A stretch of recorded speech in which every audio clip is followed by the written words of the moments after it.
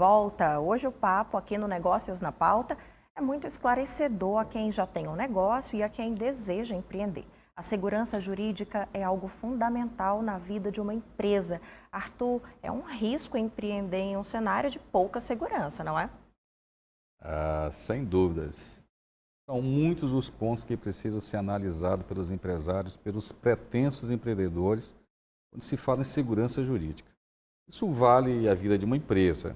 Então, vamos voltar a conversar aqui com o nosso convidado, o desembargador Dr. Paulo Welten, recém-eleito presidente do TJ. Essa passagem que nós estamos tendo ainda pela pandemia da Covid-19, desembargador, criou uma série de dificuldades para as empresas. Várias entraram em dificuldades financeiras, aí aparece a recuperação judicial, aparece a falência, aparecem os contenciosos, e ainda mais recentemente o governo federal, através do Congresso, resolve postergar o pagamento de precatórios. O que a Justiça, os tribunais de justiça e o TJ do Maranhão podem ajudar a melhorar esse ambiente para as empresas?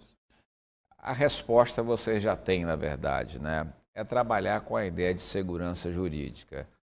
Veja que quando a pandemia estava no seu ápice, ainda lá em março de 2020, eu me recordo disso, porque eu participei de um evento em São Paulo onde se discutia isso, qual é o modelo que nós vamos ter aqui para resolver esse problema pandêmico. É o modelo de onerosidade excessiva, de revisão judicial dos contratos, o que nós vamos fazer? E você ouvia de tudo, né? Tinha aquela ideia de, olha, a pandemia ela caracteriza um fortuito ou motivo de força maior, impeditivo do cumprimento de obrigações, né? Outros já alegavam exceção de contrato não cumprido. Era uma discussão que não acabava mais. Veio uma professora de Portugal, no Brasil, a professora, salvo engano, é Catarina Pires, com um modelo do Código Civil português, que tratava da impossibilidade temporária e superveniente. Veja, um modelo que nós não utilizávamos no Brasil. O nosso modelo de revisão de negócios sempre foi o modelo do desequilíbrio. Havia uma impossibilidade de pagamento diante da onerosidade excessiva suportada por uma das partes. Aí se pedia a revisão judicial do contrato.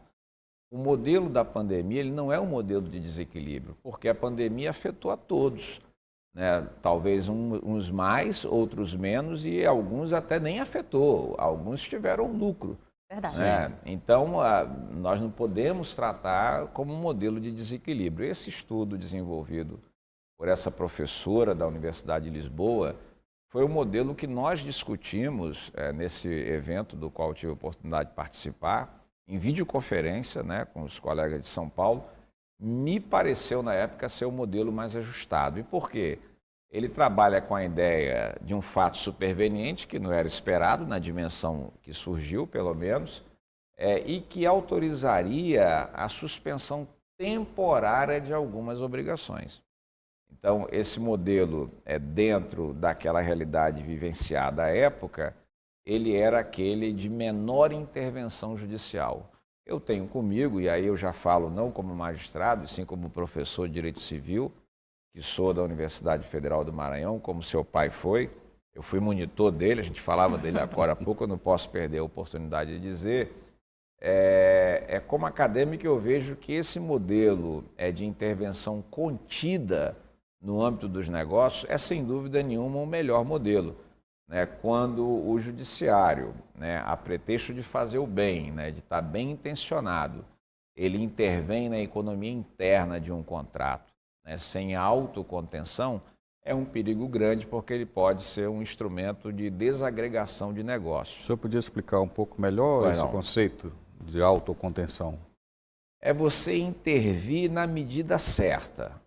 Quando você está no âmbito da autonomia privada, que é o âmbito dos negócios, a intervenção judicial ela nunca é bem-vinda quando ela é exagerada, porque você normalmente entra para desequilibrar relações, sobretudo quando você está diante de negócios simétricos com empresários. Você tem de um lado o empresário, do outro lado o empresário. Quando você tem de um lado o empresário e um consumidor, você está diante de um contrato assimétrico, essa intervenção acaba sendo maior.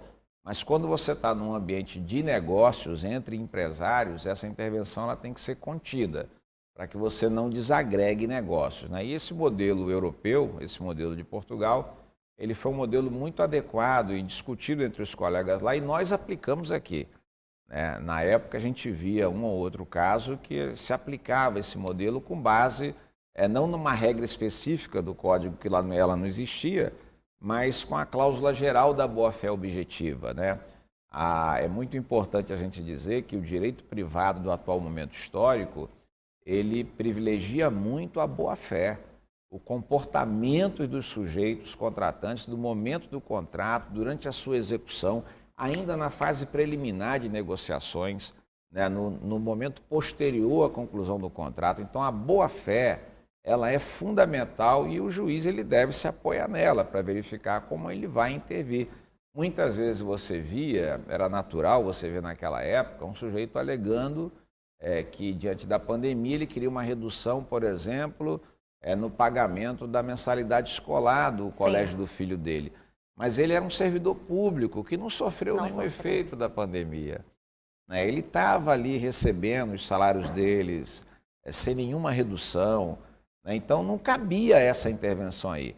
Foi, portanto, em razão disso, que houve uma crítica muito grande àquele movimento que surgiu em alguns parlamentos, a exemplo do nosso, né, de trazer um tratamento linear para um problema que era complexo e ele era individualizado. Ele não podia ser tratado dessa forma, né? Então, eu penso que a autocontenção é sempre o melhor modelo quando você vai trabalhar com o mundo dos negócios, né?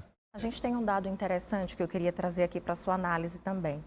Uma pesquisa feita, não é tão recente, mas é recente, é de 2018, pelo TST, né, o Tribunal Superior do Trabalho, traz um dado, uma estatística interessante. Das multinacionais presentes no Brasil, em torno de 90% das questões litigiosas dessas multinacionais, ou seja, presentes em vários países, estavam concentradas no Brasil. 90% das questões de litígio dessas empresas. E aí essas empresas, por sua vez, passaram a contratar, olha a consequência, mais contadores e advogados do que mão de obra para a produção efetiva. Isso, né? Queria lhe ouvir um pouco a respeito. Eu só complementando a tua Claro, fala, Arthur. assim, o senhor atribui esse volume de ações judiciais a uma confiança no judiciário, doutor Paulo? Olha, talvez não, né? Isso aí é aquilo que hoje já se convencionou chamar de uso predatório do Poder Judiciário, né? Isso é típico de uma sociedade que ainda não adquiriu o grau de maturidade necessária e que necessita de um terceiro, normalmente o Estado juiz, para intervir nas suas relações de vida, relações econômicas inclusive. A judicialização é um fenômeno que ele já foi identificado, que é natural dessa, vamos dizer assim, consolidação das instituições da democracia. Nós viemos de um estado de exceção, de um inverno democrático que durou 21 anos, tínhamos de fato demandas reprimidas que apareceram com a chegada da Constituição, só que apareceram em grande volume, né? Aquilo que o ministro Gilmar Mendes, que é um excelente frasista, ele dizia que era o fracasso do sucesso.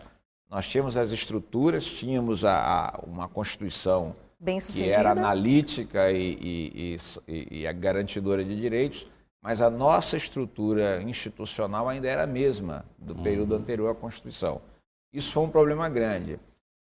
Além disso, o que a gente percebeu? E aí já não é mais só a judicialização, né? Aí já é o excesso, quando você vai para o uso predatório do Poder Judiciário. Nós vivenciamos no país e ainda estamos vivenciando uma cultura de litígio muito forte. Para que a gente possa explicar isso para o seu telespectador. A reforma e a modernização do Poder Judiciário, iniciadas lá em 2004, hoje se encontram em 4 eixos muito claros, né? O primeiro eixo é a questão da virtualização do processo. Nós estamos vivenciando uma verdadeira transformação digital dos serviços da Justiça.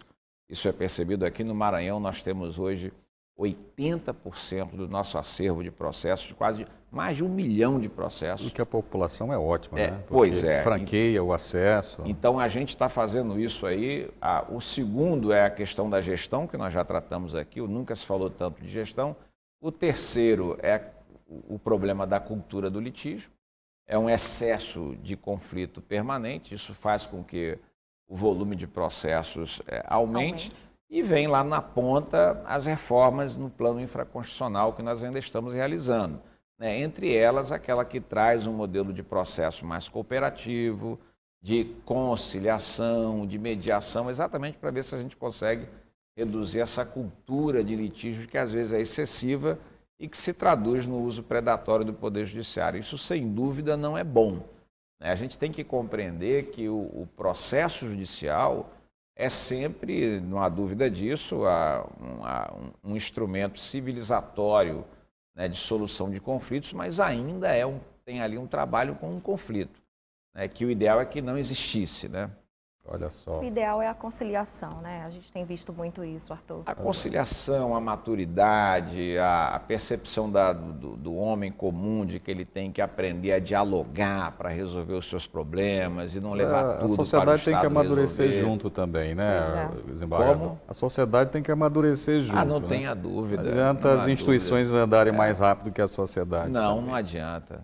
Mas olha só, exatamente isso. nós tínhamos falado que 30 minutos era Seria um pouco tempo, né? Os 30 rápido minutos já demais. acabaram.